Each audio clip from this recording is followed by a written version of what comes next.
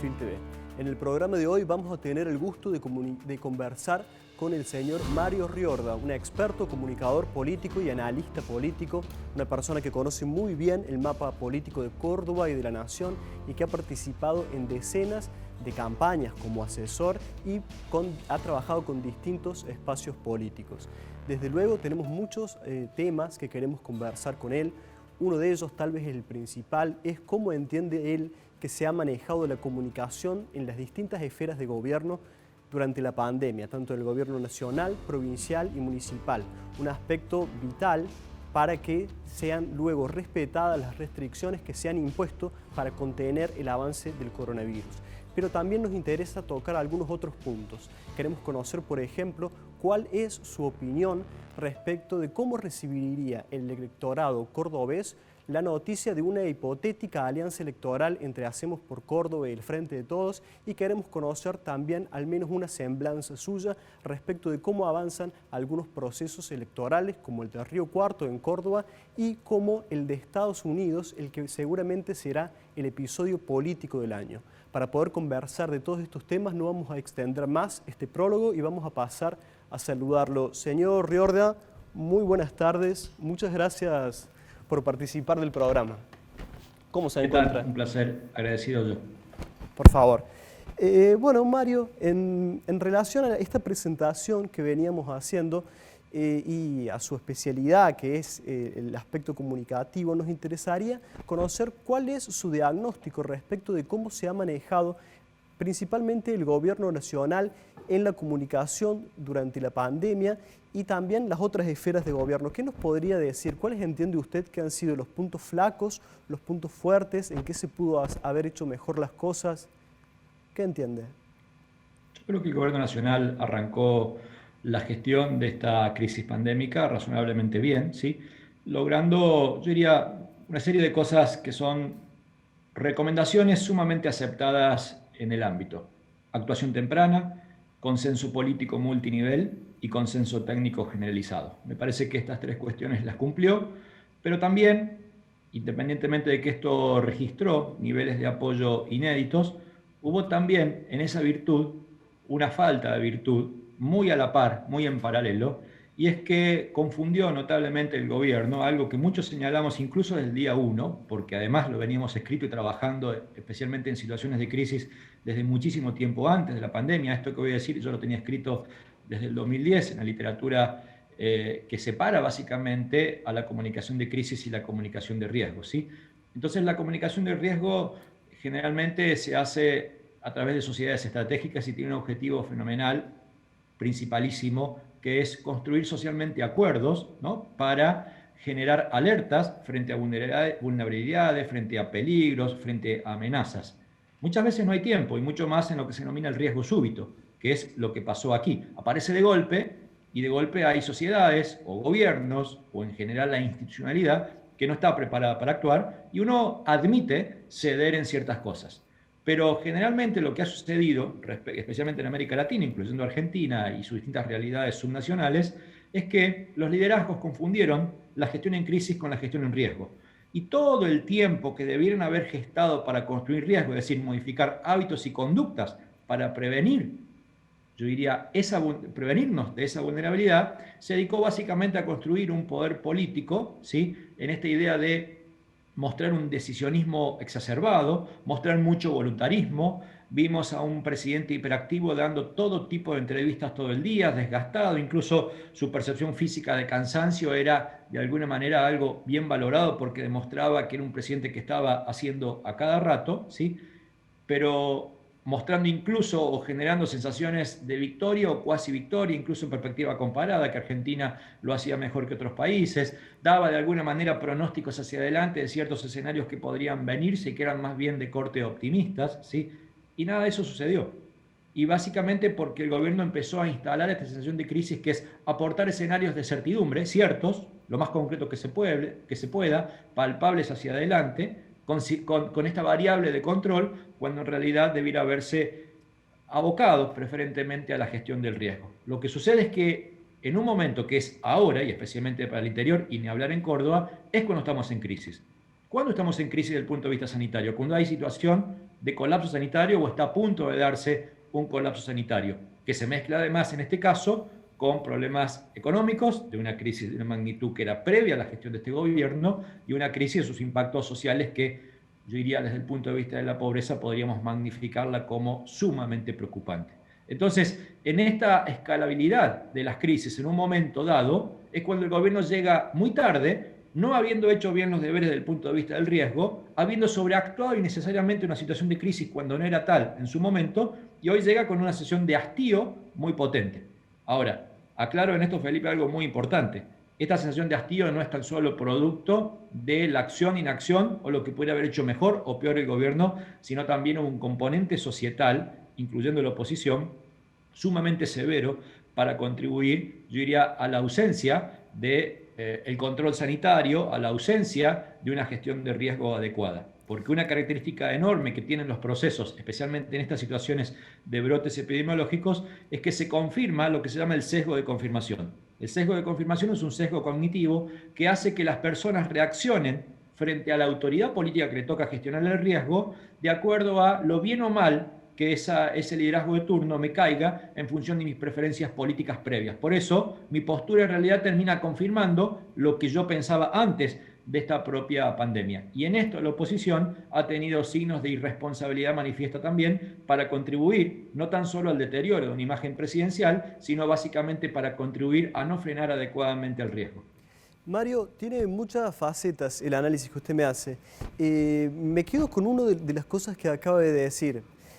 Usted menciona a un Alberto Fernández tal vez hiperactivo, concediendo demasiadas entrevistas, dando una imagen cansada, y aquí se reclama, por ejemplo, que Schiaretti ha tenido una conducta bastante distinta, casi opuesta, de que tal vez ha hablado demasiado poco. De hecho, la oposición le endilga cierta ausencia. Me gustaría saber cuál es su opinión respecto a esto, pero después de un brevísimo corte que ya estamos obligados a hacer. Pero algo muy, muy breve y ya volvemos con su respuesta en el segundo bloque de Alfil TV. Continuamos con el segundo bloque de Alfil TV. Para los que recién nos sintonizan, les contamos que estamos conversando con el señor Mario Riorda, que acaba de hacer un análisis muy pormenorizado de cómo interpreta él que se ha dado la comunicación fundamentalmente del gobierno nacional durante esta pandemia. Él nos hablaba tal vez de una sobreactuación, por ponerlo en mis palabras, no endilgándoselas él, de Alberto Fernández concediendo demasiadas entrevistas, mostrándose hiperactivo, y yo le preguntaba por cuál es su juicio respecto de cómo ha reaccionado el gobernador Juan Schiaretti, a quien la oposición suele endilgarle la conducta opuesta, tal vez no estar lo suficientemente presente para la comunicación. Mario, ¿nos podría dar su opinión respecto de este segundo punto? Por supuesto, yo sintetizaría la postura anterior, Felipe, respecto a que quizás el gobierno nacional se fue mucho más al costado de la gestión de crisis cuando debía haberse posado mucho más en la gestión del riesgo, ¿sí? Es decir, por exageración podría ser mi crítica, y ahora que claramente está en crisis el gobierno llega desgastado y la sociedad también, o al menos cansada. En el caso de Córdoba pasa exactamente opuesto, y usaste la palabra opuesto y la confirmo. En Córdoba el gobierno no entró ni en modo crisis, ni entró en modo riesgo, por lo menos centralmente, y siguió en modo rutina. ¿Qué es el modo rutina? Aquí no pasó nada. Cuando uno analiza, uno entra todavía a la web del gobierno de Córdoba y ve en la parte superior, lo primero que ve cuando uno accede a la web, y se va a percatar que hay un video promocional de turismo que hace un año que está ahí y no se cambió. Y que el gobierno sigue gastando páginas enteras en los periódicos, y el principal ejercicio de inversión publicitaria no se da para concientizar el riesgo, y se da básicamente para hacer publicidades de obras, de puentes o de caminos. Entonces, evidentemente, el gobierno sigue como si no hubiera pasado nada, mostrando que al gobierno le interesa la rutina. Esta frase, que a los gobiernos le interesa la rutina, es una frase central en la comunicación de riesgo y de crisis, pero se la entiende mal aquí. Aquí el concepto es que me importa la rutina, es nada cambia. Y sin embargo, el concepto en la gestión de crisis y de riesgo que me importa la rutina es reconocer que hay una situación atípica, que hay una situación de total anomalía, que algo se ha salido de control, y por lo tanto demostrarte a vos, ciudadano, que me importa la rutina, es hacer muchas cosas excepcionales que no hacía para demostrarte básicamente, y perdón por la redundancia, de que voy a hacer lo imposible para recuperar ese clima de normalidad. Entonces, es evidente que el silencio del gobernador es en sí mismo insignificante, pero sí cobra significancia si se lo considera como un aspecto que pasaba antes de la propia crisis o del propio riesgo pandémico. Y por lo tanto, hubo algo así como un intento de subirse en un momento al ring cuando había buenas noticias. ¿Esto cuándo fue? Mayo. Recuerde que el anuncio del gobernador fue la primera vez que aparece fuertemente ¿para qué? Para analizar una liberalización de las restricciones en la provincia de Córdoba. Eran buenas noticias, evidentemente. Luego eso, no solo que no fue bueno, sino que empezó una especie de involución o ciertas complejidades, particularmente en términos de nuevas restricciones, en términos de un colapso del sistema sanitario, y claramente desapareció. Y la pregunta, porque algunos me lo han hecho, es, bueno, pero esto es muy bueno. Desde el marketing político esto es muy bueno porque el gobernador no paga costos. La verdad es que esto es muy relativo por dos razones. Primero, tiene un componente ético y segundo, un componente profesional. Y yo no alteraría el orden del análisis.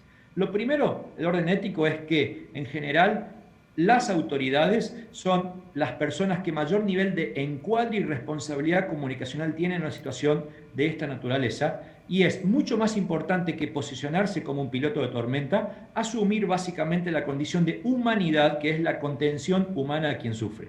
Y en el caso de Córdoba no tan solo sufre los que padecen la gestión pandémica, sino que se sufre económicamente este bajón económico, sino que se sufre básicamente por la impotencia en la gestión del fuego, sino que se sufre por lo que significó el escándalo policial en el caso Blas, y que se sufre además por la ausencia de criterios democráticos claros, particularmente en la reforma jubilatoria. Es decir, no tan solo por un elemento, sino por un montón de elementos, es criticable ese silencio del gobernador, ¿sí? Pero además, si uno dijera no paga costos, quiero advertir por las dudas, porque hay un silencio fenomenal sobre esto, que si se estima que aproximadamente Alberto Fernández perdió de 35 a 38 puntos, por ejemplo, ustedes pueden visualizar en Córdoba la encuesta de Pulso Social, que determina que al día de hoy, la imagen de Schiaretti ha bajado exactamente 38 puntos medidas desde marzo hacia la fecha. Es decir, que también ha pagado costos, pero además, independientemente de pagar costos, está ausente, particularmente en esta idea de contención emotiva que un ciudadano tiene, y además perdiendo chances en la capacidad de generar encuadres, particularmente de corte preventivo, especialmente en la gestión del riesgo. Y esto ha producido además un deterioro significativo. ¿Por qué? Porque su silencio fue ocupado por otros actores y particularmente tercerizó la gestión del riesgo en el COE. ¿Y saben lo que ha pasado en el COE, Felipe? Algo muy contundente y preocupante. Y es que el COE hoy tiene un nivel de aceptación de 1/3 de los cordobeses y un nivel de rechazo de 2/3. Entonces ha deslegitimado al organismo que en principio vela por la seguridad sanitaria de los cordobeses. Entonces la pregunta es, si lo vemos como una picardía política del marketing político, es inaceptable. Si lo vemos de la eficacia de una política pública que además la gestión del riesgo, como cuida la vida, como protege de la vulnerabilidad, es básicamente una política pública asociada a un derecho humano, es sumamente reprochable. Mario, usted ha hecho un repaso, desde luego, de cómo ha entendido la comunicación en el gobierno nacional, en el gobierno provincial. Salgámonos por un momento de los oficialismos. Usted me hablaba de cierta irresponsabilidad de la oposición, haciendo tal vez una utilización de las circunstancias para obtener algún rédito político. Más allá de la evaluación ética, que desde luego es pertinente, si fuéramos maquiavélicos de alguna manera, ¿usted entiende que ha logrado dividendos la oposición haciendo qué uso comunicacional de esta situación? Yo creo que la oposición, más que dividendos, lo que ha logrado es dividiendo, ¿sí? Y este jueguito de palabras, en función de tu pregunta, la verdad es que es muy preocupante porque la grieta, lo que en ciencia política denominamos el proceso de hiperideologización, básicamente contribuye a una menor percepción de la amenaza de la vulnerabilidad. Ante una situación, vuelvo a insistir que lo dije en el primer bloque, de sesgo de confirmación agravado, que es lo que potencia la grieta, básicamente la mitad de la población hoy tiene muchísimo menos prevención, muchísimo menos cuidado, mucho más desafección en el cuidado sanitario, respecto a que si efectivamente la grieta fuese mucho menos intenso. Entonces, así como yo puedo ser crítico de los oficialismos, soy 2 veces más crítico de los actores de la oposición, que actúan con un egoísmo y un cálculo realmente enorme, increíble, e incluso muchas veces no marcando o no delimitando o no diseccionando claramente lo que es una postura opositora a lo que es una postura negacionista o a lo que es una postura antidemocrática. Creo que la legitimidad de las marchas, independientemente de que me gusten o no opositoras, son totales, ¿sí? No las pongo en cuestión ni en debate, pero sí pongo en cuestión y en debate la dificultad de que los oficialismos articulen procesos de negociación para construir consenso. Yo podría construir consenso si no me gusta el proceso de reforma judicial que el oficialismo lleva adelante a nivel nacional. Yo podría construir consenso si no me gusta la gestión sanitaria del riesgo del gobernador Schiaretti en Córdoba. Yo podría construir consenso sobre un montón de cosas que tienen que ver con definición de políticas. Pero es difícil construir consenso cuando alguien se para decir marcho porque no me gusta Cristina, o porque no me gusta el kirchnerismo, o porque creo que hace falta dióxido de cloro, o porque la Tierra es plana. Y entonces ese componente entre lo negacionista de la ciencia y entre lo antidemocrático en su postura, claramente la oposición, que podría haberlo hecho con la idea de aglutinar descontentos, no lo ha hecho y por lo tanto se vuelve sumamente egoísta e irresponsable su actuación. Mario, vamos a ir al último corte del programa porque nos obliga el tiempo, es muy interesante la conversación, pero ya volvemos con algunas otras preguntas de política local y si llegamos a algo del espectro internacional. En minutos volvemos con el segundo bloque de Alfil TV.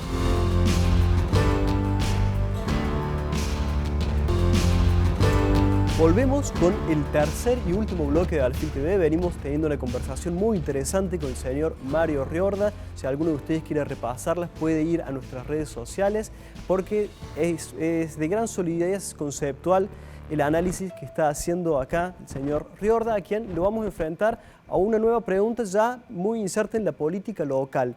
Mario, se habla mucho, tal vez es uno de los episodios más esperados de la política local, es la definición de si Hacemos por Córdoba va a ir en una alianza electoral en las elecciones de 2021 con el Frente de Todos.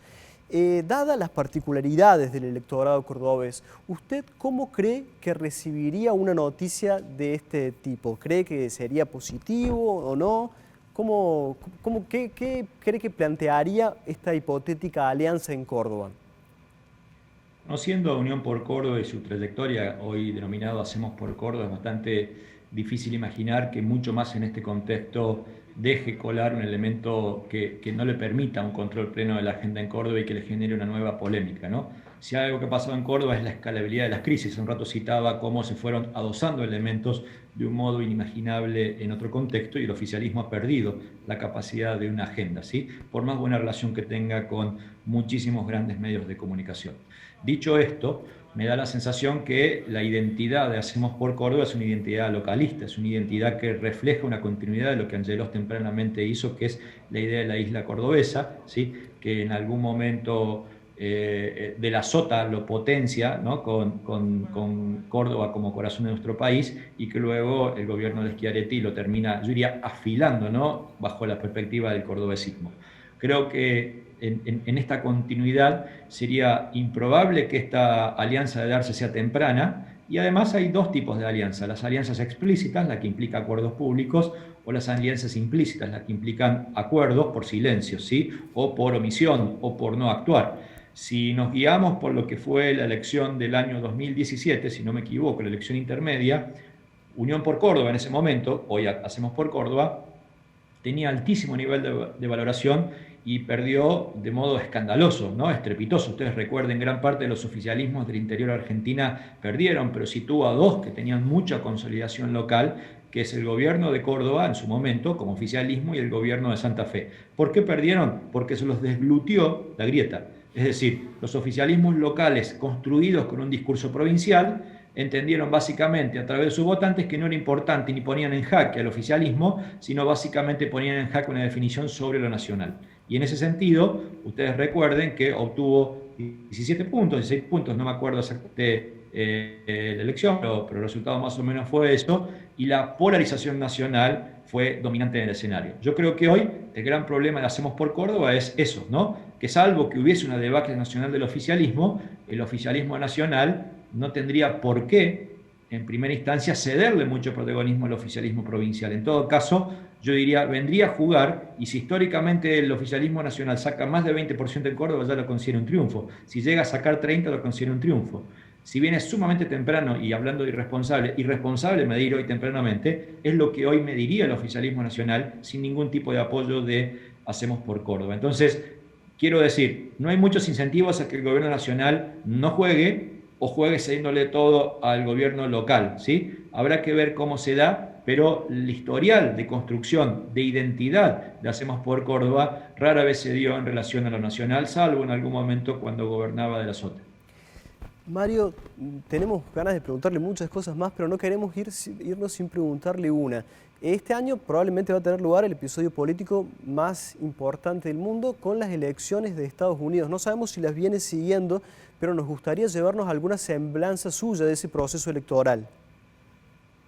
Bueno, digo, es un proceso electoral que literalmente, termina confirmando de modo agravado gran parte de las tendencias de comunicación política internacional, pero me quedaría con una, solamente con una. Un colega académico chileno radicado en Gran Bretaña utiliza una expresión respecto a lo que significa el debate en redes hoy, que son batallas de la vergüenza, donde el intento básicamente no es ganarle al otro, donde el intento no es argumentar mejor, sino básicamente denostar a la oposición, humillarla, aplastarla. Y cuando uno ve lo que hace Donald Trump, me parece que se ha olvidado de Estados Unidos, se ha olvidado de la palabra consenso y solamente ha apostado fuertemente a radicalizar su discurso de la ola más preocupante para el discurso internacional, porque esto se expande. No nos olvidemos que Norteamérica sigue siendo la vidriera del mundo en términos de sus elecciones, en términos de ciertas tendencias democráticas, radicalizando ese discurso de la perspectiva de los prejuicios, lo cual evidentemente es la contracara de la argumentación racional, moderada, y solamente se ha dedicado a intentar humillar, estigmatizar a su adversario.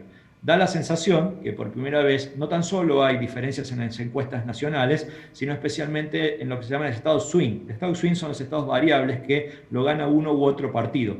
El sistema norteamericano, aclaro para quien no sigue, no importa tanto las encuestas nacionales porque tiene colegiatura, es decir, un sistema indirecto. Eligen congresales adentro de cada estado y luego estos eligen al presidente, ¿sí? Es un cálculo matemático y el año pasado, en la última elección, Hillary Clinton obtuvo varios millones más de votos que Donald Trump, pero no ganó la elección. Algo similar había pasado en su momento cuando gana George Bush hijo. Es decir, en el colegio electoral ganó estados claves que en algún momento los ganaban los demócratas y en ese momento los ganaron los republicanos, y por eso la diferencia, aún habiendo sacado menor cantidad de votos. Hoy daría la sensación que Joe Biden tiene no tan solo el mejor nivel de expectativas en términos de las encuestas nacionales, que tiene además consolidado la enorme mayoría, salvo uno en todo caso, de los estados swing, de esos estados cambiantes, ¿no?